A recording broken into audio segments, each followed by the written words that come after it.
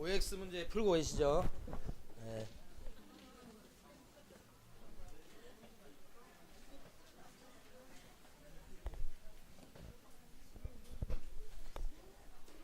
자, 이제 책임 문제를 보도록 하겠습니다. 책임.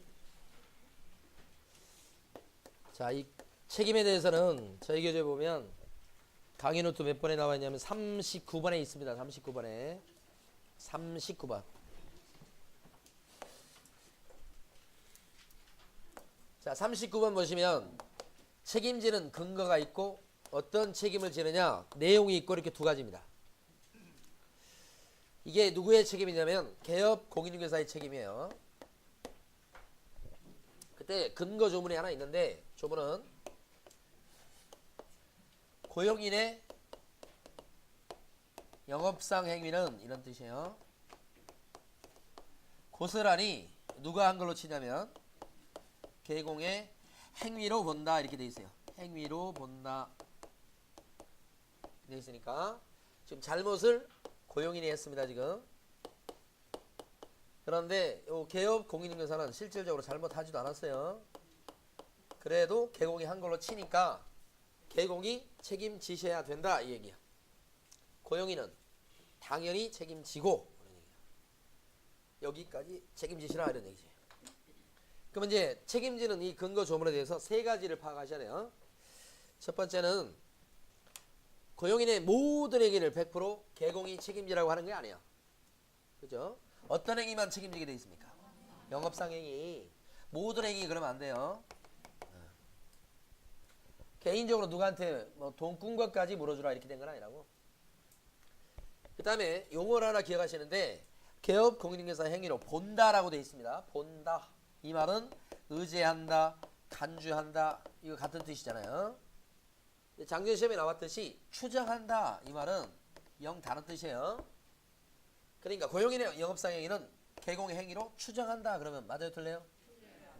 자, 용어를 구별하시고 자, 세 번째 것은 고용인이 사고 치면 개업 공인중개사도 책임을 지시오 이렇게 된 거라고. 왜냐면 개공은 고용인을 통해서 돈을 벌고 있기 때문에 그렇습니다. 근데 반대로요. 개업 공인중개사가 사고를 치잖아요. 사장님이 사고 치면 그때 종업원 너도 같이 책임져라 그런 거 말이 됩니까 이게? 이런 법은 없다고. 사장님이 사고를 냈어. 그랬더니 너 고용인 너도 같이 책임져. 그런 법은 세상에 없다. 이번 주 화요일인가 어떤 학원에 가서 이제 강의를 하는데 어떤 분이 오셔서 자기가 이거였다 이거예요. 그런데 사장님이 사고를 치더니만 이건 6대 4로 부담해야 된다고 그러니까 자기가 4를 물어줬다 이거야. 그런데 선생님 수업을 듣다 보니까 제가 물어줄 게 아닌데 물어준 거라고. 그러면서 돈을 받으러 가야 되겠다고 오시더라고. 그래서 아니 그 어디서 그 사장님이 어디서 배워서 그런가 잘못 알고 있는 거라고. 그래서 그 사장님이 어디서 배웠대요 그랬더니 광명에서 배웠다는 거야. 광명은 학원에 한 군데밖에 없고 3년 전에 배웠다는데 3년 전이나 지금이나 제가 강의를 하고 있는 거예요. 그런데 이게 6대 4로 나눠 그래서 4를 부담했다는 거예요. 그래서 더 이상 제가 말을 못하겠다. 자, 이것도 한번 출제된 적이 있었습니다. 이렇게 하면 책임진다 그러면 틀리는 거예요. 자, 그 다음에 이번에 책임지는 내용을 보면 그 책임지는 내용이 두 가지입니다. 하나는 민사 책임이고 또 하나는 형사 책임이라고요. 이렇게. 자, 그러면 이제 민사 책임은 손해배상 책임인데 그 사례를 보면 우리 고용인이 거짓말을 한 거라고 속인 거라고. 그래서 고용인 A가 자 C라고 하는 의뢰인한테 사기를 쳤다 속였다 이렇게 해서 B 개공이 이제 물어주게 되는 그런 케이스죠. 그래서 배상 책임을 거짓말한 사람은 고용인 A지만 그래서 고용인 A가 손해배상 책임을 지는 것은 너무나 당연한 거지만 이 거짓말한 것은 개공이 거짓말한 걸로 치기 때문에 자 개업 공인중개사도 물어줄 책임이 있다는 거죠. 손해배상 책임이 개공한테도 생겨요. 그런데 특징이 뭐냐면 같이 물어주는 거야. 그러니까 만약에 의뢰인이 3천만 원 피해 입었다 그러면 이 3천만 원을 둘이 같이 물어주게 돼 있다. 그 같이 물어주는 것을 연대 책임이다 그래요. 그럼 연대 책임은 어떤 뜻이 되냐면 그 내용 자체의 핵심은 의뢰인이요 배상 청구할 때 고용인한테 물으라고 할 수 있어요.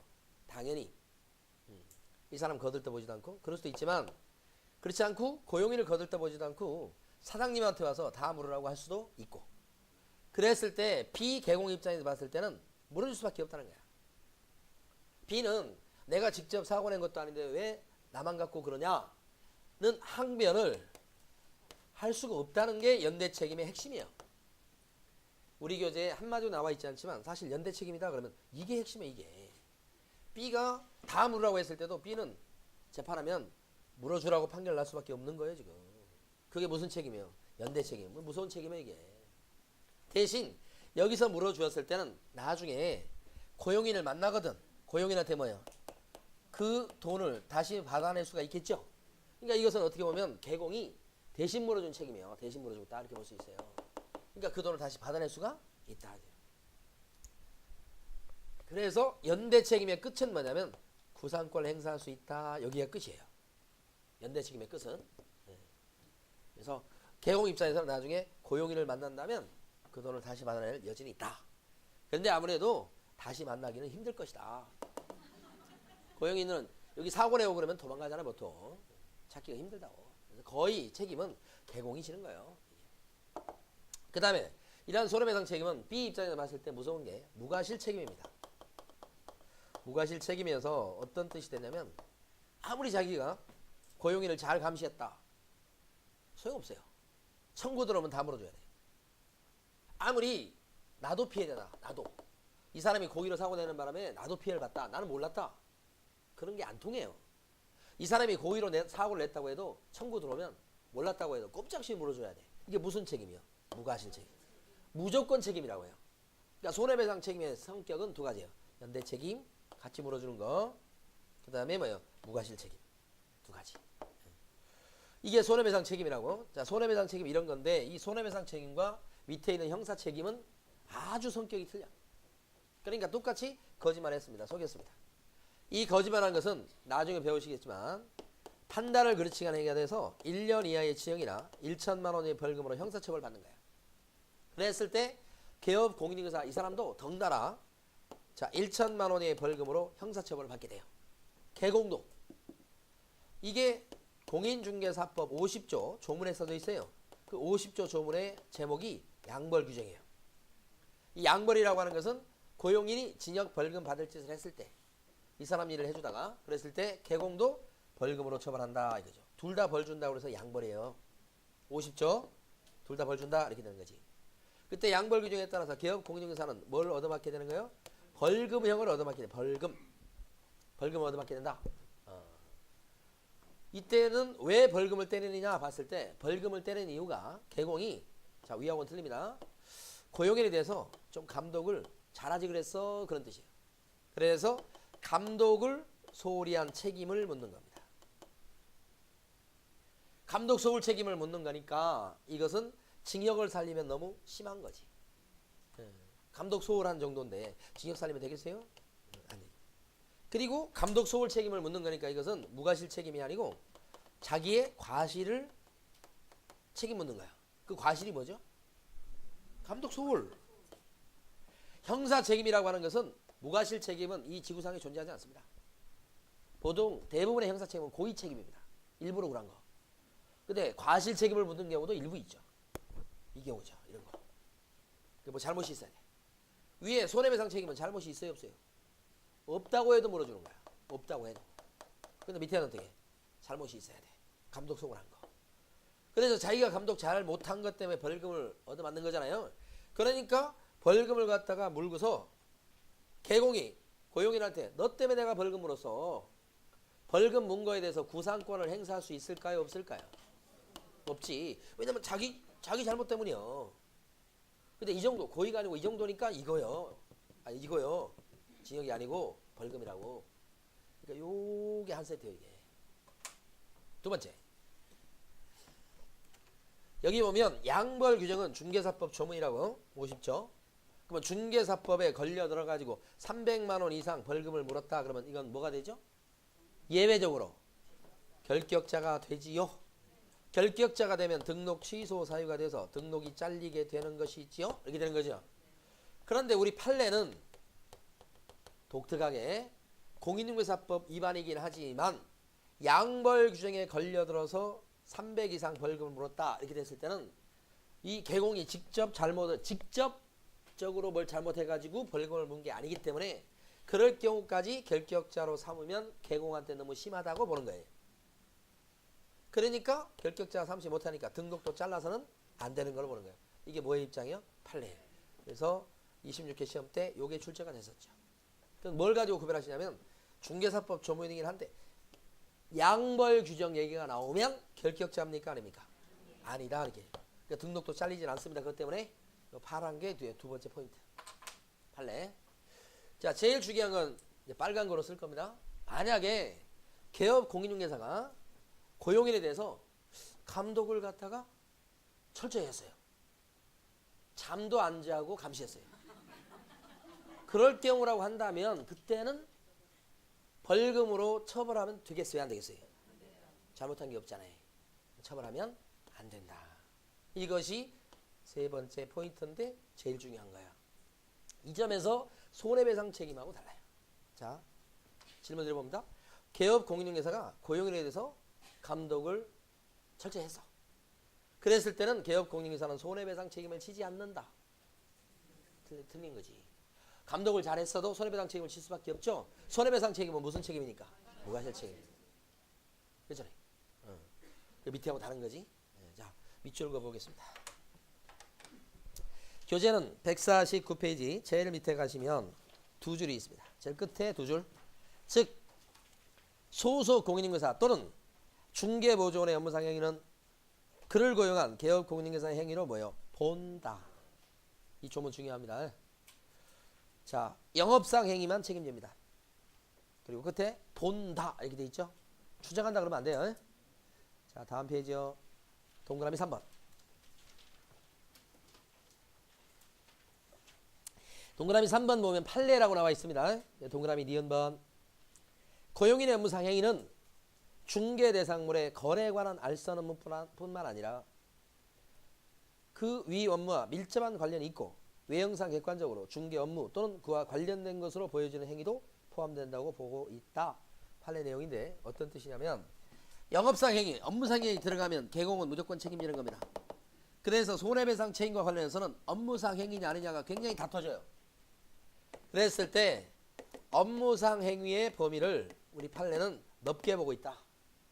업무상 행위라고 하는 것은 중개 업무 그 자체뿐만 아니라 그 중개 업무하고 밀접한 관련이 있는 행위까지도 업무상 행위에 들어간다.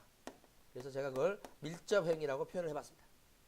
다시 한번 업무상 행위는 뭐하고 뭐하고 합쳐진 거예요? 중개 업무 플러스 이거하고 밀접한 행위.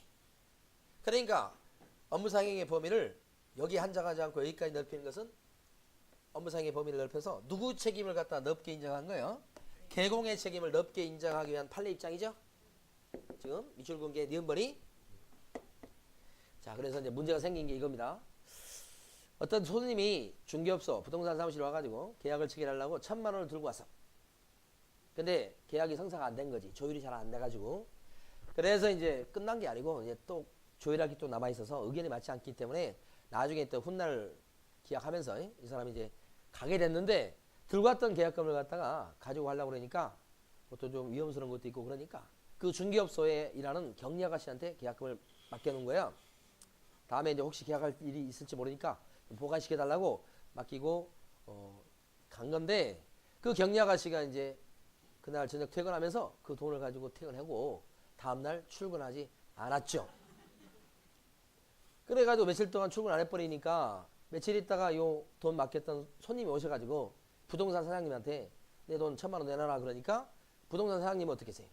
그걸 구경한 적도 없고 돈을 맡기라고 한 적도 없는데 그걸 갖다 나한테 달라면 어떡하냐? 내 책임이 아니다. 그런 거지. 그러니까 그 사무실, 부동산 사무실에 돈 맡겼던 그 고객 입장에서 봤을 때는 받아내야 될 거 아니야. 그러면 그때 개공한테 책임을 물을 수밖에 없잖아. 이 사람 어디 가고 안 보여요 지금. 이 사람한테 책임 물으려면 영업상행위에 들어가야 되죠. 그런데 계약금을 맡아주는 행위는 중개 업무 그 자체는 아니다고. 그렇지만 그거하고 밀접한 관련 있는 행위라고 봐줄 수 있겠죠. 그래서 그 판례가 나온 거예요. 그러면 결국 이 판례에서는 그 경리 아가씨가 1,000만 원 가지고 사라졌을 때 그 책임을 갖다가 누구한테 물을 수 있다는 거예요. 개공. 개공 뭐 물어주라 판결한 거라고. 자 밑에요. 동그라미 디귿번 봅니다. 그러므로 중개 의뢰인이 맡겼던 계약금을 횡령한 경우에도 중개 업무와 관련된 행위로 보고 있다. 그래서 누가 물어주라고요? 계약금이 물어주십시오. 이런 얘기죠. 자 가로 2번에 보면 민사 책임 나왔습니다. 이번에. 자 민사 책임에서는 제목에 보면 동그라미 1번 개업 공인중개사의 무슨 책임이죠? 무과실 책임. 자 그거 하나 밑줄 그으시면 끝이에요. 그 다음에 151페이지 가시면 동그라미 2번에 무슨 책임? 연대 책임. 그 다음에 박스 판례에 있는 박스 바로 밑에 보면 동그라미 3번 나오죠? 구상권 나왔죠? 구상권 옆에다가 동그라미 해주셔야 돼요. 동그라미. 구상권 옆에다가 동그라미. 구상권 행사할 수 있다고요. 자, 그 다음에 가로 3번에 이번은 형사 책임입니다. 이게 더 중요하죠. 자, 형사 책임에 대해서는 동그라미 1번, 기억번 다 읽어볼 겁니다. 소공, 중개보조원 또는 개업 공인중개사인 법인의 사원 임원이 이건 중개업 시장에서 일하는 사람이 이런 뜻이에요. 그런 사람이 중개업무에 관해서 48조 또는 49조에 해당하는 위반행위. 이 48조나 49조라는 것은 뭐냐면 징역 또는 벌금 받을 위반행위예요. 48조, 49조라고 하는 것은 징역 또는 벌금 받을 위반행위를 했을 적에는 이 뜻이야. 셋째 줄. 그 행위자를 당연히 벌 주겠고 행위자를 벌 주는 것 이외에 그 개업 공인중개사에 대해서도 해당 조문에 규정된 뭘 구한다고요? 벌금형을 구한다. 이렇게 돼 있죠. 벌금형에 동그라미 해두시고 벌금을 때린 이유가 감독 소홀 책임을 묻는 것이라고 그랬습니다. 이거. 그래서 이때는 벌금을 때릴 수 있는 거지 징역까지 살리는 건 심하다. 징역 X 옆에 써주시고 벌금형 옆에다가 징역은 못 때린다. 징역 X. 그 다음에 벌금 문 거에 대해서 구상권 행사해요 못해요? 못한다. 구상권 X 두 가지를 써주셔야 돼요. 징역 X, 구상권 X. 벌금에 대해서는 구상권이 있을 수가 없습니다. 아직까지 한 번도 출제된 적이 없지만 대비하셔야 됩니다. 그 다음에 동그라미 니은 번은 더 중요합니다. 다만 개업 공인중개사가 그 위반 행위를 방지하기 위해서 해당 업무에 관해서 상당한 주의와 감독을 게을리하지 않았을 때는 그러하지 아니하다. 그러하지 않다고 그랬죠 지금? 그러하지 않다가 무슨 말이에요 이게? 벌금형으로 처벌해서는 안 됩니다. 그런 얘기지. 무슨 말인지 아시겠죠? 네, 그거 중요합니다. 자 이번에는 이제 인장으로 갑니다. 인장요. 우리 그 강의 노트는 40번입니다. 40번을 먼저 보시고. 자, 인장에 대해서는 일단 이렇게 두 가지 명령이 있습니다. 인장을 등록하십시오. 이렇게. 그 등록된 것을 갖다가 사용하십시오. 이렇게. 자, 인장에 대한 명령은 등록해. 그리고 등록된 걸 써보고 이 사용한다는 얘기가 무슨 얘기냐면 날이 난다 이 뜻이에요. 그러니까 인장에 대한 명령은 등록해. 날이 내. 이런 거지. 그럼 사실은 등록이 목적입니까? 날이 나는 게 목적입니까? 이게 목적이죠. 이 날이 날 도장은 등록된 걸 꼭 날이 내라 이 뜻이에요. 그러면 핵심은 뭐냐면 어떤 인장을 등록하느냐 이게 핵심이에요. 인장 문제가 시험 문제가 한 문제가 출제되는데 거의 문제지문 5개 중에 2개 아니면 3개 지문이 이거예요. 이때 인장은 숨을 쉬는 자연인과 거기는 개인이라고 써놨죠. 그러니까 법인하고 이렇게 다르다. 자연인 같은 경우는 가족관계 등록부 그 다음에 주민등록표 이 말이 와야 됩니다. 주민등록표 거기에 가족관계 등록부 주민등록표에 기재된 성명 기재된 성명이라고 하는 것은 이게 이게 가족관계 등록부가 옛날로는 호적부입니다. 호적에 나와 있는 이름 그죠? 그 얘기죠. 그 성명이 나타난 인장. 나타난 인장이라고 하는 것은 새겨진 인장. 응? 여기 나온 이름이 새겨진 인장. 그것을 등록하시오. 그 뜻이. 그럼 요 얘기를 왜 하느냐? 이게 이름이 2개인 사람이 있다고. 어. 자, 제가 아는 어떤 분 같은 경우는 이름이 자, 성씨는 좀 다 써버렸네. 성씨가 이제 이왕 쓴 거 뭐. 이름이 성함이 이렇게 돼요. 이렇게 성함이 이름이 호적상 이름이 이렇게 된다고요. 그 많이 놀림을 당하겠죠. 그런데 집에서 부를 때는 어떻게 부르냐? 집에서 부를 때는 이게 이름이 그러니까 집에서 부를 때는 이렇게 부른다. 이름 괜찮잖아요. 이렇게 하면. 그러니까 이름이 두 개인 사람 있죠? 이 교실 안에도 있을 수 있어요. 이름이 두 개인 사람 때문에 저게 있어요. 저처럼 이름이 한 개인 사람은 저게 별 의미가 없어요. 근데 이름이 두 개인 사람은 이런 사람 같은 경우는 이 사람 이분 자격증 따셨거든. 근데 이분 같은 경우는 등록하고 난리 날 때 어떤 걸 등록해야 됩니까? 어떤 이름으로 도장을 파야 됩니까? 이걸로 파야 됩니다. 이렇게 파면 안 되고. 그것 때문에 이제 저 조문이 생긴 거예요. 그러면 이런 이름이 새겨진 도장이라면 그게 꼭 인감 도장이 아니어도 돼요. 막 도장도 등록할 수 있어 이게. 이 이름만 새겨지면 돼. 그래서 중요한 게 옛날에는 이런 자연인 같은 경우에 무조건 인감 도장을 등록하도록 했었다고. 그래서 인감증명법에 따라서 신고한 동사무소에 신고한 인장 그것을 무조건 등록하도록 했었으나 지금은 그게 아니에요. 인감 도장을 꼭 등록해야 될 그런 법은 없어졌다. 이제는 요렇게 하면 돼요. 이거. 그러니까 막 도장이어도 괜찮죠. 그러다 보니까 이 도장을 이름이 새겨진 막 도장을 등록할 수 있고 그렇게 되니까 그 등록할 인장에 대해서 크기를 규제해. 그 도장 크기가 가로 세로 각각 7mm 이상. 그다음에 뭐요? 30mm 이내의 인장을 갖다가 등록하도록 돼 있다. 가로 세로 크기가 사각 도장이든 원형 도장이든 동그란 형태의 도장이든 관계없는데 그 직경 크기가 7mm 이상 뭐예요? 30mm 이내 이렇게. 그러니까 실제 등록하다 보니까 도장 크기도 규제하죠. 7mm, 30mm도 기억하셔야 돼요. 근데 7mm, 30mm는 이건 여러분들이 잊어먹을 수 없는 게 이 7mm, 30mm 5월 7월 30일로 기억하시면 돼요. 그리고 7월 30일이 제 생일이에요. 그러니까 잊지 마시기를. 한참 더울 때요. 7월 30일. 많이 남았죠? 금방 갑니다. 그래도 7월 30일 도장 크기요. 그 다음에 법인. 법인 같은 경우에 보면 법인은 어떤 도장을 등록하도록 되어 있냐면 상업등기규칙이라는 말이 와요. 자, 상업등기규칙에 따라서 신고한 법인의 인장입니다. 상업등기규칙에 따라서 신고한 법인의 인장이라고. 법인의 인장 이렇게. 그래서 자연인은 가족관계등록부, 주민등록표 이렇게 되고, 자 법인은 상업등기규칙 이 말이 와야 된다고. 근데 시험에서 중요한 것은 법인의 인감도장을 얘기합니다. 이게 법인 대표자의 인장이 아니고요. 법인 인장이에요. 법인 자체의 인장. 근데 이게 법인의 인감도장을 얘기하죠. 그래서 실질적으로 법인 같은 경우는 등록하는 게 아니고 어떻게 하냐면 법인의 인감증명서 있죠.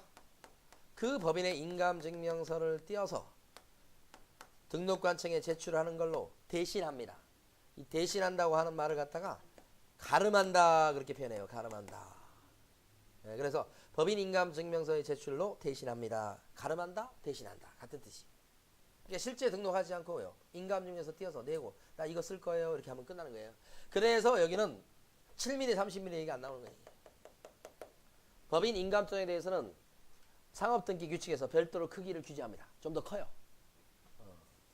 그래서 요건 꼭 인감증이 아니어도 되기 때문에 크기를 갖다가 구체로 얘기하고 밑에는 그런 얘기가 없다. 그죠? 요쪽 부분이 중요합니다.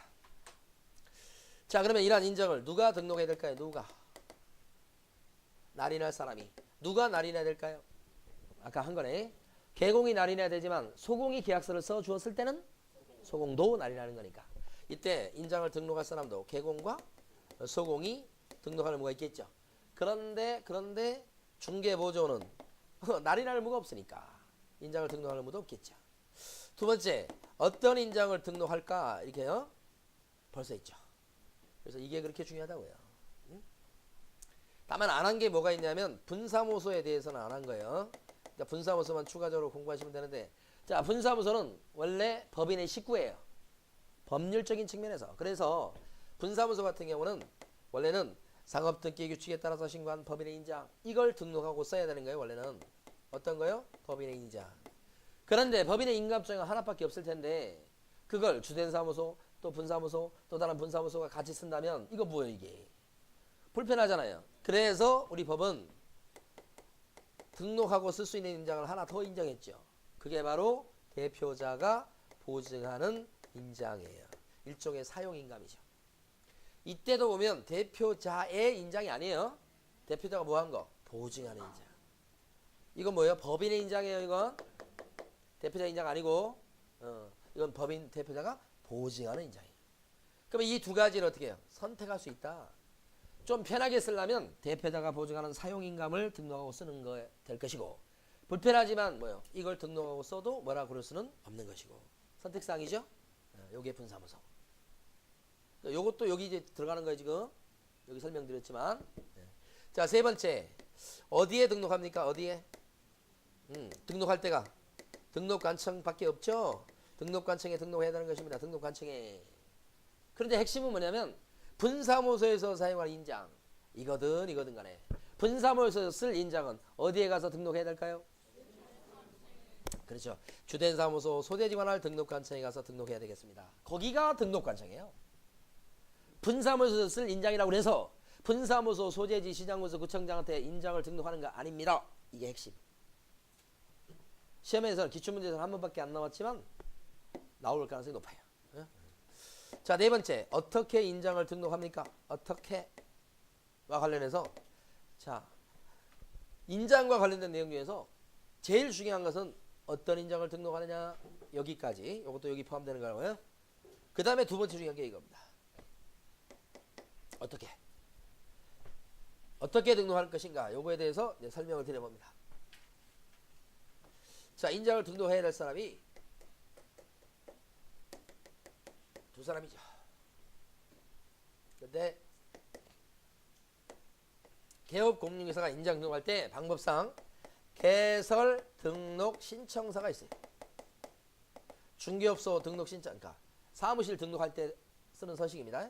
개설 등록 신청서 보면 오른쪽 귀퉁이에 네모칸이 있어요. 여기다가 A라는 개공이 있다면 A가 자기가 개공으로 등록이 되면 쓰겠다고 작심한 인장을 여기다 찍어요. 빨간 인주 묻혀서 찍어서 이걸 등록관청에 갖다 주면 두 가지를 한꺼번에 하는 거예요. 중개업소 등록이랑 인장 등록이랑. 그러니까 처음에 중개업소 개설 등록 신청할 때 사용한 인장을 같이 등록해 버릴 수도 있죠. 아니면 이렇게 이건 안 하고, 그죠? 중개업소 등록만 하고 이건 안 하고 인장 등록 신청서가 있어요. 그 인장 등록 신청서도 오른쪽 귀퉁이에 보면 큰 네모칸이 있어요. 여기다가 개공이 자기가 쓰겠다고 작심한 인장을 여기다가 인주 묻혀서 날인하고 이것을 구청에 갖다 주는 거예요. 그러면 요 자체가 자, 사용할 인장 등록이 돼요.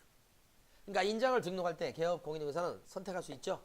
처음에 중개업소 차릴 때 사용할 인장을 같이 등록해 버리거나 아니면 중개업소 등록은 등록대로 해놓고 쓸 인장을 따로 등록해 하든지 두 가지 방법을 선택할 수 있다. 이 소공도 인장을 등록하는 방법이 두 가지가 있다.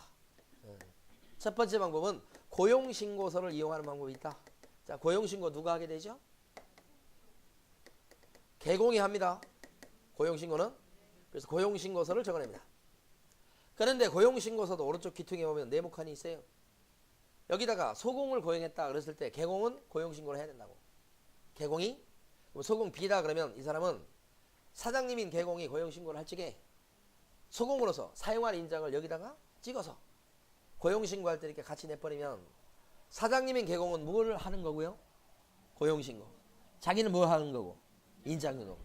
그러니까 소공 입장에서는 사장님인 개공이 고용신고할 때 사용할 인장을 같이 등록해 버릴 수도 있다는 거예요. 근데 같이 안 하고 이렇게 할 수도 있다는 얘기죠. 이렇게. 고용신고는 고용신고대로 따라하고 이건 안 하고요. 또 소공 B 입장에서는 인장 등록 신청서 양식이 있을 텐데 이거 똑같은 양식이에요. 거기에 오른쪽 귀퉁이에 B에 쓸 인장을 찍어서 이걸 내면 이때는 소공이 단독으로 뭐예요? 인장 등록하게 되는 것이죠. 그럼 소공 입장에서도 인장을 등록하는 방법이 몇 가지다? 두 가지다. 선택사항이죠. 자, 이해가 되셨으면 시험 문제 출제 포인트는 딱 하나예요. 개업공인인증서는 사용한 인장을 중개사무소 개설 등록 신청할 때 같이 등록하여야 한다. 틀렸죠? 이게 있잖아요. 이게. 같이 등록 안 해도 되잖아요. 이렇게. 그거 하나밖에 없어요. 출제되는 게. 그랬거나 어쨌거나 중요하다고. 이게. 자, 그 다음에 5번에 보면 언제까지 인장 등록하게 돼 있습니까? 언제까지? 처음 하는 사람하고 기존에 등록된 사람하고 다르죠? 자, 처음 하는 사람은 언제까지 인장을 등록하고? 영업을 개시하기 전까지. 중개사무소 개설 등록 전이 아니에요. 영업 개시 전이에요.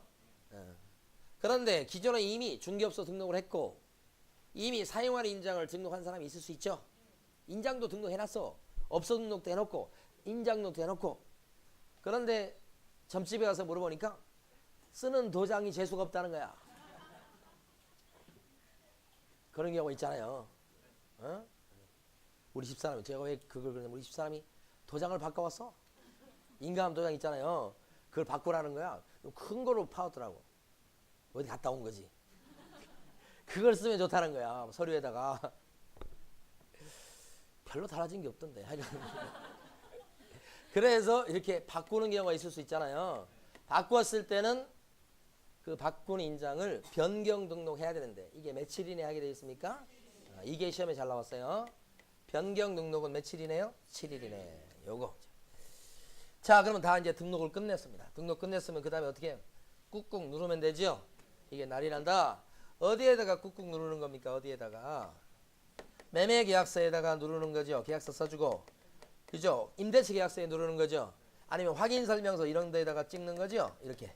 그래서 온통 관련된 서류에다가 날이 난다 이런 뜻입니다. 누가요? 개공하고 서공이요. 그래서 A 이거 하얀 거 뭐예요? 등록된 인장을 찍으라는 거예요. B 어떤 거요? 등록된 인장을 여기다 찍으라는 거지. 이렇게 찍으면 괜찮다. 법이 요구하는 거 등록된 인장을 날인하시오. 그런데 등록된 인장을 날인하지 않고 등록 안 된 인장을 날인해놨습니다. 이렇게 소공도 등록 안 된 인장을 찍어놨어요. 잘못했네요. 어떤 제재를 받을까? 등록 안 된 인장을 찍어놓으면 개공일 때는 어떤 제재요? 등록 취소 아니죠. 과태료도 아니고 소공이 등록 안 된 인장을 찍어놨습니다. 그러면 소공도 잘못했죠? 어떤 제재를 받죠? 자격 정지요. 그렇죠? 제재를 받습니다. 이거요. 그런데 이렇게 등록 안 된 인장을 찍었다고 해서 계약 자체가 무효가 됩니까? 그건 그대로 유효로 될 수 있죠? 자, 여기까지. 교재를 정리합니다. 교재에서는 154페이지 가시면 큰 2번 인장 등록의 시기라고 나왔죠? 거기서 가로 1번 인장 등록해야 될 사람 가로 1번 개공이고요. 가로 2번 누구고요? 소공이고요. 가로 1번 개공이고요. 가로 2번 소공이고요. 그런데 위에 가로 1번 찻줄 언제까지 인장 등록해야 됩니까? 찻줄 업무 개시 전까지. 가로 2번도 찻줄 언제까지 소공은 인장 등록해야 됩니까? 소공이 일을 시작하기 전까지. 업무 개시 전까지. 자, 그 다음에 큰 3번 등록할 인장 요거 중요하죠. 거기서 동그라미 1번 두째 줄 가시면 지금 가로 1번은 개인이에요. 자연인. 자, 동그라미 1번 두째 줄 가시면 가족관계 등록부 나왔나요? 자, 가족관계 등록부 또는 주민등록표에 기재되어 있는 성명이 나타난 인장을 등록하는 겁니다. 그리고 그 크기는 가로 세로 각각 7mm 이상 30mm 이내인 인장을 등록해야 된다까지 밑줄이죠. 반면에 가로 2번 법인은 좀 다르죠. 법인은 어떤 말이 와야 된다고요? 상업등기 규칙. 그러면 동그라미 1번 주된 사무소가 먼저 나왔네요. 자, 주된 사무소 관련해서는 동그라미 기억번 보면 법인인 기업공인중개사가 등록해야 될 인장은 주된 사무소에서는 상업등기 규칙에 따라서 신고한 법인의 인장이어야 한다. 이게 핵심. 다시 한번 법인의 주된 사무소를 가리킵니다. 상업등기 규칙이란 말이 와야 되고 그 다음에 법인 대표자의 인장이 아니라 법인의 인장이라는 거. 거기가 핵심이죠. 법인의 인장을 등록해야 됩니다. 그것이 동그라미 기억번의 둘째 줄. 핵심. 자, 동그라미 2번 오른쪽 가면 분사무소 나왔네요. 동그라미 2번에 오른쪽 페이지 동그라미 기억번 세 줄을 갖다가 밑줄 긋습니다. 법인의 분사무소는 주된 사무소와 동일하게 상업 등기 규칙에 따라 신고한 법인의 인장을 등록해도 되고, 아니면 상업 등기 규칙에 따라 법인 대표자가 보증한 인장을 등록해도 되고. 이해되십니까? 분사무소는 등록할 수 있는 인장이 두 개죠? 네, 그거. 자, 밑에 가시면 큰 4번 밑에 가로 1번에 동그라미 1번입니다. 동그라미 1번 두 줄을 밑줄 긋습니다. 법인인 개업 공인중개사가 중개에 사용한 인장을 등록하는 방법은 실제 등록하지 않고 어떻게 한다고 그랬습니까? 법인의 인감증명서의 제출로 가름한다. 법인이 이렇게 되죠. 법인이 실제 등록하지 않습니다. 인감증명서를 띄어서 내는 걸로 대신해버립니다. 어차피 인감투장 등록해야 될 거니까요. 그 다음에 가로 2번에 동그라미 1번입니다. 가로 2번에 동그라미 1번 보면 개업공인중개사가 등록한 인장을 변경했을 경우는 7일 이내 변경된 인장을 등록관청에 등록해야 되겠습니다. 맞죠? 7일 이내. 자, 그 다음에 다 됐네요. 나머지는 뭐 넘어가도 되겠습니다. 휴폐업 제도를 설명드릴 텐데, 자, 강의 노트는 41번인가요? 자, 41번을 보십니다. 41번 내용은 휴폐업은 한 5분 정도만 설명드리면 됩니다. 휴폐업도 한 문제가 출제돼요. 자, 휴업이 뭘까요? 당연히 쉬는 거. 폐업은 문 닫는 거. 휴업이나 폐업은 누가 하지요? 개업 공인중개사가 하는 것들입니다. 휴업에 대해서 법에서 규제하는 내용이 두 가지입니다. 자, 3개월을 초과해서 길게 휴업하고자 하는 사람은 등록관청에다가 신고하십시오. 신고하라. 대신 신고할 때는 뭘 띄워오라고요? 등록증을 띄워와서 신고하십시오. 이렇게 돼 있죠. 첫 번째 명령. 3개월 넘게 쉬려면 신고해. 자, 두 번째 명령은 휴업이라는 건 원래 6개월을 초과해서 휴업을 못하는 것이야. 이게 두 번째 명령이죠. 원래 휴업은 6개월 초과해서 못해. 이렇게 하는 거. 두 가지 명령. 이 두 가지 명령인데 여기서 세 가지 내용을 여러분들이 정리하시면 돼요. 첫 번째, 이 초과라는 단어가 그렇게 중요해요. 3개월 넘어가는 거죠. 넘어가는 거니까 2달 쉬는 사람은 신고 의무가 없고 4개월 쉬는 사람은 해야 되고. 근데 그렇게 물어보면 쉬운데 3개월을 물어봐요. 3달 쉬는 사람은 신고 의무가 있다고요, 없다고요? 없다는 뜻입니다. 3개월 넘어가야 된다고. 그래서 이 초과라는 단어를 꼭 기억하시고, 옛날 조문은 3개월 이상이었어요. 이상? 3개월 이상 그러면 어떻게 해요? 3개월 들어갑니까? 3개월 이상 휴업하고자 하는 사람은 신고해. 그러면 틀린 지문이에요. 왜냐면 3개월 이상 그러면 3개월이 들어가 버리니까. 3개월 안 들어간다고 그랬어요 지금. 그러니까 이상과 초과는 의미가 틀려요. 이거 구별할 줄 아셔야 돼. 시험에서 이런 형태의 문제가 한 문제는 나와요. 경계를 물어봐요. 경계. 결격자도 마찬가지입니다. 미성년자 물어볼 때 19살을 물어본다고. 19살. 19살은 성년자예요? 미성년자예요? 성년자. 그러니까 19살은 결격자가 아닌 거예요. 어? 경계를 정확히 하시라고. 어? 자, 그 다음에 휴업 신고할 때는 자격증을 붙여요? 등록증을 붙여요? 등록증. 자격증 붙이는 거 아니에요. 아직까지 시험에 나온 적은 없지만 대비하세요. 자격증을 첨부해서 신고한다 그러면 거짓말이에요. 등록증이요. 그 다음에 휴업은 원래 6개월 초과할 수 없는데 6개월 초과해서 휴업할 수 있는 예외가 있지요. 6개월 초과해서 휴업할 수 있는 예외가 있지요. 자, 어떤 경우냐면 부득이한 사유가 있을 때. 자, 부득이한 사유가 있다 그러면 그때는 6개월 초과해서 휴업할 수 있겠다. 몸이 아파요. 질병에 따른 요양 이런 거. 그 다음에 군대 갑니다. 입영에 따른 거. 그렇죠? 징집에 따른 입영. 아니면 학교 갑니다. 취하. 이런 부득이한 사유가 있다면 6개월 넘겨서도 쉴 수가 있다는 거지. 그러면 딱 하나를 대비하시면 됩니다. 만약에 어떤 친구가 1년 6개월 동안 군대 갔다 오게 됐습니다. 개공인데.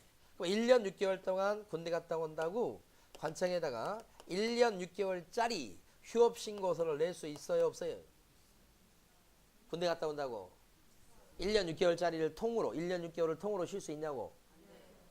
쉴 수가 있어요. 부득이한 사유가 있는 거잖아요, 지금. 부득이한 사유가 있다고 한다면 쭉 쉴 수 있어요. 6개월씩 끊어 쉬어야 되는 거 아니에요. 있잖아요. 6개월 초과할 수 있다고 그랬잖아요. 밑에 예외적으로 부득이한 사유가 있으면 군대 간다고 그랬잖아요. 1년 6개월 동안. 그럼 그때는 1년 6개월짜리 휴업신고서를 내면 돼. 휴업신고서에 보면 언제부터 언제까지 쉴 건지를 적도록 돼 있어요. 그 기간을 이렇게 적으면 되는 거예요. 돼요.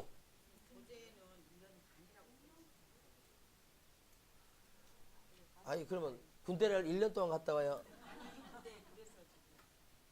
아 뭐 얘가 달라서 그런 거지. 그거나 더 적절한 예를 들기 위해서 1년 6개월 군대 얘기를 한 거지. 그건 좋아. 몸이 아파서 1년 동안 쉬려고 합니다. 몸이 아파고 1년 동안 쉬려고 그래요. 그럼 1년짜리 1년간의 휴업신고서 낼 수 있어요 없어요? 있어요. 네? 있지. 제가 거기 있는 대로 다 똑같이 하는 건 아니에요. 다 기억나지도 않아요. 그 내용은 같은 맥락인데 그 정도는 이해해 주셔야지. 1년짜리 몸이 아파요. 그래서 휴업신고를 합니다. 할 수 있다. 대신 진단서를 첨부하면 되겠죠. 몸이 아프다고 그래서 그러면 받아줍니다. 1년짜리 휴업신고도. 예? 인정됐죠? 예. 자, 그 다음에 폐업. 그대로 하면 또 재미도 없잖아요. 자, 폐업. 폐업을 하고자 하는 사람은 미리 등록관청에 가서 뭐 해야 됩니까? 폐업하려고 하는 사람 등록관청에서 뭐 해라? 신고해라. 신고해라. 신고하십시오. 이렇게 돼 있잖아요. 이때 신고할 때도 뭘 떼어가야 돼요? 등록증 떼어가서 신고하십시오. 첫 번째 포인트. 폐업 신고할 때 떼어가는 것도 뭐예요? 자격증이 아니라 뭐다? 등록증. 하나 더요. 개업 공인중개사가 사망한 경우가 있어요. 우리 지난주 공부할 때 개업 공인중개사가 사망하면 어떻게 됩니까? 그 개공의 등록은 자동으로 소멸한다고 그랬죠. 그렇지만 등록관청에 가면 그 사망한 개공의 등록대장은 남아있다고 그랬습니다. 그래서 그걸 말소하는 게 필요하기 때문에 우리 법에서는 절대적 등록 취소를 하고 있어서 등록을 갖다가 말소하게끔 돼 있다. 관청은. 그렇게 돼 있는데 옛날에는 사망했을 때 사망한 사실을 파악하는 게 쉽지 않으니까 그 사망한 개공하고 같이 사는 식구들 있죠? 식구들이 관청에다가 폐업 신고를 하도록 했었어요. 그러면 식구들이 폐업 신고를 해야 되고 안 하고 그러면 과태료 매기고 그래서 그 식구들의 도움을 받아가지고 등록을 말소시켰던 거야. 그런데 이 규정 자체가 폐업 신고하도록 하는 이 규정 자체가 너무 행정관청의 행정 편의적 규정이다 해서 사라진 거예요. 이제. 그럼 어떡하라고? 사망하면 사망신고 할 거 아니에요. 그 사망신고 연계해가지고 너희들이 잘 해서 너희들이 알아서 말소시켜라 이런 거지. 관청이. 그걸 갖다 식구들 그 지금 돌아가신 그 식구들한테 폐업 신고하라고 막 그렇게 하지 마라 이거지. 응?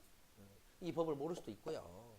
네? 그리고 돌아가시는데 경황이 없을 수도 있고요.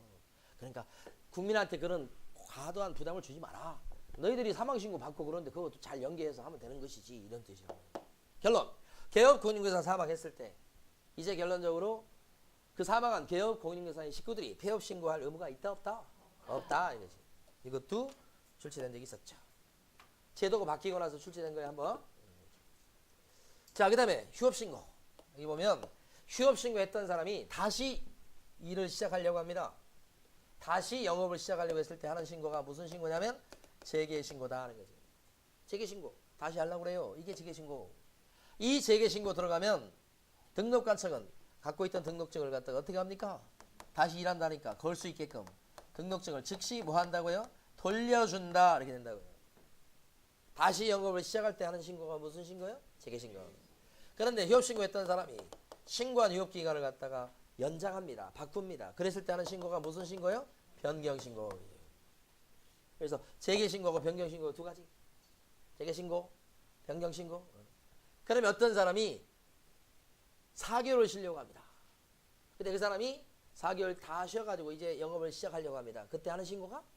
네, 신고. 4개월 쉬겠다고 신고했던 사람인데 한 달을 더 쉬고 싶습니다. 무슨 신고? 변경신고지. 근데 어떤 사람이 2달 쉬려고 합니다. 그러면 신고무가 있습니까? 없지. 2달이 내일 모레 다 돼갑니다. 그러니까 그 사람 2달 쉬려고 하는 사람은 신고 없이도 휴업하는 거예요. 내일 모레가 2달이 다 돼가. 2달 다 채우고서 이제 이 사람이 이제 다시 영업을 재개하려고 해요. 그러면 재개신고 합니까? 안 합니까? 안 하는 거지. 이 재개신고는 휴업신고 해놨던 사람이나 하는 거예요. 그래서 등록증 찾아오는 거다. 그런 거지. 어떤 사람이 4개월을 쉬려고 합니다. 그러면 신고해야 되겠네요. 그래서 쉬고 있습니다. 그런데 4개월 쉬겠다고 휴업신고했던 양반인데 2달 만에 마음이 바뀌었어요. 2달밖에 안 쉬었어요. 현실적으로. 2달 만에 다시 영업을 재개하려고 합니다. 그러면 재개신고 해야 됩니까? 해야 된다. 2달밖에 안 쉬었지만 등록증 찾아와야 될 거 아니에요. 재개신고합니다. 그건. 자, 그런데 자 지금부터 중요한 거죠. 다 했어요. 휴폐업 신고할 때는 등록증을 갖다가 반드시 첨부해서 휴폐업 신고하도록 돼 있죠. 그래서 휴폐업 신고할 때는 직접 시군구청에 방문해서 신고하는 것만 인정이 되고 인터넷을 통한 전자문서로 휴폐업 신고하는 건 인정되지 않습니다. 왜냐하면 휴폐업 신고할 때는 등록증이 꼭 붙어 있을 때만 수리 받아줍니다. 받아준다. 이게 안 붙어 있으면 안 받아줘. 근데 전자문서로 신고할 때 등록증을 보낼 수 있습니까? 안 되는 거예요. 그래서 전자문서로 못 한다는 거예요. 그러면 수험생분들은 이제 어떤 얘기를 하냐면 그럼 휴폐업 신고를 전자문서로 하고 등록증을 달려가서 갖다 주면 될 거 아니냐. 그럴 수 있지만 그걸 안 갖다 주면 어떡할 건데. 그럼 휴업 신고했다고 폐업 신고했다고 그걸 인정해 줘야 되느냐. 그런 문제가 발생해요. 그래서 휴폐업 신고는 반드시 이 등록증이 뒤에 딱 달라붙어 있을 때만 인정하는 거예요. 이게 안 들어오면 휴업 신고 자체, 폐업 신고 자체를 인정하지 않는 거예요. 그래서 전자문서로 못 하는 거예요. 반면에 재개나 변경 신고는 어떻습니까? 재개나 변경 신고할 때 등록증 붙입니까? 등록증 붙일 수나 있나요? 휴업 신고 했던 사람이 재개나 변경 신고 하는 거잖아. 휴업 신고 했던 사람은 등록증 지금 갖다 내놨죠? 없잖아요. 근데 재개나 변경 신고할 때 어떻게 등록증을 붙여요? 못 붙이잖아. 이거 중요한 거예요. 재개나 변경 신고할 때는 등록증을 붙일래야 붙일 수가 없죠? 그래서 재개나 변경 신고할 때는 방문 신고도 되지만 인터넷을 통한 전자문서로 신고하는 것도 된다. 인정되시죠? 이것도 중요하고 이것도 중요하고. 제일 시험에 많이 나온 것은 이겁니다. 전자문서는 안 된다는 거. 이게 제일 핵심이죠. 그 다음에 여기 보면 휴업이죠. 휴업. 어떤 사람이 사무실 등록을 했습니다. 그리고 나서 그 사무실에 한 번도 아직까지 나오고 있지 않습니다. 이 사람 개공입니까? 등록을 해놓고 지금 한 번도 사무실에 안 나왔어요. 지금까지 일한 적이 한 번도 없어요. 사무실 어디서 등록했는데 이 사람 개공입니까? 등록돼 있잖아요. 개공이지. 이 사람이 휴업한 겁니까? 휴업한 게 아니고 그러면 이 사람이 일했습니까 지금? 그럼 그것도 아니고 이것도 아니고 뭐라는 얘기? 에? 어떤 거요? 어떤 거? 다시 한번 등록한 뒤에 업무 개시 않고 있습니다. 이 사람 휴업한 거냐고? 휴업한 게 아니고 뭐예요 그럼? 그냥 쉬는 거예요? 일 안 한 거예요? 자, 하루를 쉬는 사람은 휴업이에요 아니에요? 3개월 넘게 쉬는 데부터 휴업이야? 일주일 동안 지금 동남아 여행 갔다 와. 휴업이 아니에요? 휴업이 뭐라고 그랬어요? 일 안 하는 거. 일주일 동안 동남아 여행 갔다 와요. 휴업이 아니에요? 휴업이에요, 휴업. 휴업을 잘 모르고만 지금 보니까. 여러분들이 쭉 할 때, 여러분들이 쭉 이렇게 하다가 오늘 금요일 날 하루 안 나온 거 여러분들은 자체적으로 휴업한 거 아니야? 하루를 쉬어도 휴업이요. 대야만 그 기간에 3개월 넘어갈 때는 신고하라 이거야. 그러니까 휴업 중에는 신고해야 될 휴업이 있고 신고할 필요 없는 휴업이 있는 거지. 그러면 하루를 쉬어도 휴업인 거라. 자, 이 사람 등록한 뒤에 업무 개시 않고 있습니다. 이 사람 휴업한 겁니까? 휴업한 거예요. 우리가 그 음악 그에 보면 막 그 잘 모르는데 이렇게 뭐 음악 이렇게 있고 여기 쉼표가 나오는 게 있잖아. 이런 게 이렇게 나오고 이렇게 있잖아. 그죠? 부르고 나서 쉬고 그 다음에 또 뭐 이렇게 또 부르고 나서 뭐 이렇게 모르겠어요. 그러니까 부르고 나서 또 쉬고 이런 게 있잖아요. 이거 쉬는 거잖아요. 근데 어떤 것은 처음에 시작할 때부터 쉬고 시작하는 게 있잖아. 그리고 이제 부르기 시작하잖아. 또 이렇게 음악 중에 보면 그런 거 있잖아요. 쉬고 이렇게 들어가는 게 있잖아요. 이거 뭐예요 이거? 쉬는 거잖아 이거. 이것도 휴업이지. 쉬는 건 다 휴업이요. 자, 그러면 이제 마지막 하나만 더 질문 드리고 교재 정리합니다. 분사무소 있죠. 은평구에 있는 분사무소, 법인의 분사무소 그것만 폐업할 수 있습니까? 벌써 동그라미 쳐놨어요. 은평구에 있는 분사무소만 폐업할 수 있습니까? 은평구에 있는 분사무소만 휴업할 수 있습니까? 가능하다고요. 응? 원래 분사무소는 개공이 아니에요. 그런데 법에 써놨어요. 가능하다고. 자, 밑줄 긋습니다.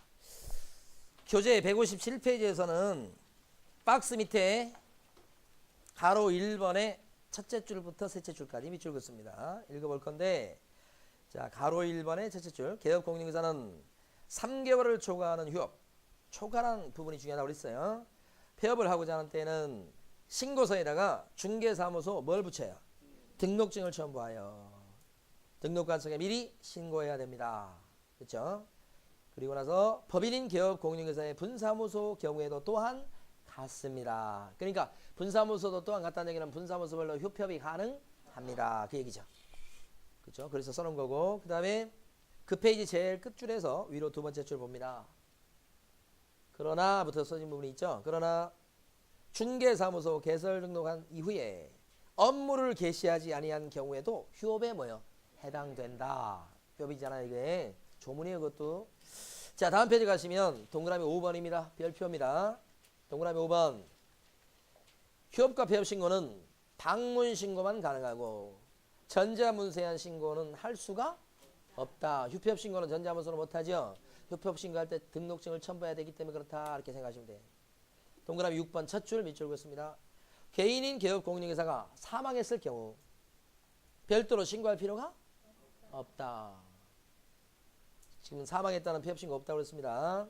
자, 이번에는 가로 2번의 첫 줄부터 자, 셋째 줄까지 밑줄 긋습니다. 가로 2번 첫 줄. 개업 공인중개사는 휴업한 중개업의 체계 또 휴업기간의 변경을 하고자 하는 때에는 등록관청에 미리 신고해야 된다. 그죠? 그런데 가로 아래 내용 때문에 본 거예요. 자, 그때 부동산 중개업의 체계 휴업기간의 변경 신고의 경우에는 전자문서에 의한 신고를 포함합니다. 재개나 변경 신고할 때 전자문서를 할 수가 있습니다. 그 얘기죠? 그런데 하나 써주실 게 있습니다. 가로 2번 제목 있죠? 가로 2번 제목. 제목이 뭐라고 되어 있냐면 휴업의 재개 또는 변경 신고 방법이라고 되어 있죠? 그 제목 옆에다가 등록증 써두시고 그리고 등록증 위에다가 X. 이게 무슨 말입니까? 재개나 변경 신고할 때는 등록증을 첨부하지 않습니다. 꼭 알아두셔야 됩니다. 최근 시험에 나왔습니다. 이거 몇 번? 재개나 변경 신고할 때 등록증 첨부하지 않습니다. 어렵습니다. 생각보다. 휴폐업 신고할 때는 등록증 붙이죠. 재개나 변경 신고할 때는 휴업 신고했던 사람이 하는 거라 붙일 수가 없는 거예요. 이거 중요합니다. 자, 그 다음에 밑에 동그라미 2번에 넷째 줄 끝에 가십니다. 동그라미 2번 넷째 줄 끝에 가면 중개사무소에 재개신고를 받은 등록관청은 나왔죠? 재개신고를 받은 등록관청은 반납받아놨던 중개사무소 등록증을 즉시 반환하여야 한다. 밑줄 그어두시고. 그러면 여기서 이제 질문 많이 받는 게 재개나 변경신고는 전자문서로 할 수 있다고 그러잖아. 이렇게 나오잖아요. 전자문서로 하는데 이거 등록증 찾아와야 되잖아. 등록증 찾아오는 건 인터넷을 통해서 찾아올 수 있냐? 없는데. 그래서 질문을 많이 하시는데 이해하실 게 이 재개신고랑 등록증 찾아오는 것은 별개입니다. 이건 별개라고. 그러니까 재개신고를 전자문서로 신고하고 등록증은 어떻게 달려가서 찾아오고 이렇게 하는 거라. 아니면 재개신고를 갖다가 달려가서 재개신고서를 내면서 같이 찾아와도 되고. 그죠? 이게 별개이기 때문에 그래요. 이건 같이 해야 되고. 자, 그 다음에 제일 밑에 휴업기간 나왔죠. 가로 1번 큰 2번에 가로 1번 보면 휴업은 6개월 초과할 수가 없다. 다만 질병으로 인한 요양 등 대통령령이 정하는 부득이한 사유가 있을 경우는 그러하지 않다. 그러지 않다가 뭐예요? 6개월을 초과해서 휴업할 수가 있다 말인 거지. 그런 경우가 오른쪽 박스에 나와 있죠. 박스에 보니까 질병에 따른 요양. 거의 지문 하나가 여기 나와요. 질병에 따른 요양, 칭집에 따른 이병, 그 다음에 취하. 그 세 가지 정도가 나옵니다. 4번은 기타니까요. 여기까지입니다. OX 문제를 보도록 하겠습니다. OX 문제 남는 거 하나 없나요? 누가 좀 빌려주세요. 자, OX 문제를 갖다가 풀어놓으셨죠? 자, 1번은 5입니까? X입니까? 1번 동그라미. 네. 한 개의 중개사무소만을 둘 수 있다고 해도 이게 맞는 말이죠? 만자가 있어도 맞습니다. 1번. 2번은요? 동그라미죠? 앞에 법인이 아닌 개공이라는 게 공인 개공이나 부칙 개공 얘기합니다. 네, 그래서 맞는 얘기입니다. 3번은요? 책임자만의 실무교육 수료증 4번 내는 거죠? 맞습니다. 3번. 4번은요? 업무 정지 중이 아닌 개공입니다. 이게 사무소로 이전하는 건데 업무 정지 중이 아닌 다른 개공 사무실로 이전하는 거라. 그래서 공동 사용하는 거라. 되죠? 그래서 4번은 동그라미. 5번요. 어디가 틀렸습니까? 이전 전이 아니라 7일? 아니 10일인데 이전 전이 아니라 뭐예요? 이전 후. 6번은요? 6번 어떻습니까? 등록 신청 서류도 총괄서류에 들어가지요? 6번은 동그라미. 7번은요? 간판을 철거해라. 지체 없이. 그쵸? 이전에 했을 때니까. 맞죠? 동그라미. 8번은요? 공인중개사 자격이 없는 개인인 개공이 누구예요? 부식개공이지. 그러니까 이 사람 명칭에다가 공인중개사무소라고 쓰면 안 되죠. 동그라미네요. 9번요. 9번. X죠. 왜 어디가 틀렸습니까? 분사무소의 옥상 간판이에요. 분사무소니까 누구 이름? 대표자가 아니라 책임자 이름을 적는 것이에요. 그 다음에 10번요. 게시할 것은 소공의 자격증도 거는 건 맞긴 맞는데 그 자격증은 원본이에요, 4번이에요? 원본. 4번이라고 해서 틀린 겁니다. 11번요. 법인인 개업 공인중개사는 중개업에 부수되는 도배나 이사업체를 운영할 수 있다. 직접 운영할 수 있는 건 아니에요. 도배나 이사업체를 소개업을 할 수 있지. 직접 운영할 수 있는 건 아니고. X죠. 12번은요. 법인인 개업 공인중개사는 상업용 건축물에 대한 관리 대행을 할 수 있다. 상주 대행 가능하죠. 자, 12번을 질문을 좀 바꿔볼게요. 만약에 모든 개업 공인중개사는 상업용 건축물에 대한 관리 대행을 할 수 있다. 다시 한번. 모든 개업 공인중개사는 상업용 건축물에 대한 관리 대행을 할 수 있다. 오죠. 부칙 개공도 그건 할 수 있어요. 그러니까 모든 개공이 할 수 있다가 맞는 말입니다. 13번입니다. O입니까 X입니까? 13번. 모든 개업 공인중개사는 나왔잖아요. 오예요 X예요? X. 부칙 개공 때문에 틀렸죠? 뒤에 답을 좀 고쳐놓으세요. 뒤에 그 정답에 해설이 잘못됐어요. 13번 보시면 밑에 정답 부분에 13번에 보면 X 이렇게 해놓고 부칙 제6조 제2항에 규정된 개업공인중개사는 경매 대상 부동산의 매수 신청 또는 입찰 신청 대리를 할 수 없다예요. 끝에 잘못됐어요. 할 수 없다. 자, 그 다음에 14번요. 14번이 뭡니까 지금? 고용일로부터 10일 내 등록관청에 신고하는 거죠. 이거 고용신고인데 고용신고는 언제까지 합니까? 업무 개시 전까지 하지. 10일이 아니고요. 업무 개시 전. 15번입니다. 보조원의 업무상 과실로 인한 불법행위로 인하여 의뢰인에게 손해를 입힌 경우 개업공인중개사가 손해배상 책임을 지고 보조원은 그 책임을 지지 않는다. 어때요? 보조원도 그 책임을 같이 지죠. 연대 책임이라고 그랬었죠. X입니다. 16번. 소공을이 사적인 일로 징역 2년의 집행유예를 받은 경우 사적인 일입니다. 그때 개공도 양벌 규정에 따라서 벌금을 선고받을 수 있다. 이렇게 돼버리면 개공 입장에서 억울한 거 이거. 자기 일을 봐주다가 그랬으면 모르지만 사적인 일이죠. 양벌 규정에 적용이 없습니다. X고요. 17번은요. 17번은요. 중개업에 개설 등록하기 전에 중개업 등록 전에 인장 등록하는 거예요? 업무 개시 전까지 인장 등록하는 거죠. 18번요. 분사무소에 사용할 인장은 주된 사무소 수재에 관할 등록 관할 시장구수 구청장한테 등록해야 된다. 맞죠? 분사무소 쓸 인장이지만 주된 사무소 소재에 관할 등록관청에 등록하는 것이에요. 19번은요. 같이 할 수 있다. 동그라미죠? 20번은요. 동그라미죠? 맞는 말입니다. 신고 안 하고도 3개월까지는 휴업할 수 있죠. 3개월 이하는 휴업할 수 있다가 맞는 말. 21번요. 휴업 신고는 전자문서로 할 수가 없다. 22번요. 휴업 기간에 변경 신고를 할 경우 변경 신고입니다. 지금 등록증 첨부해요 안 해요? 그래서 X죠. 그렇죠? 자, 이번 주 여기까지입니다. 예, 수고 많으셨습니다.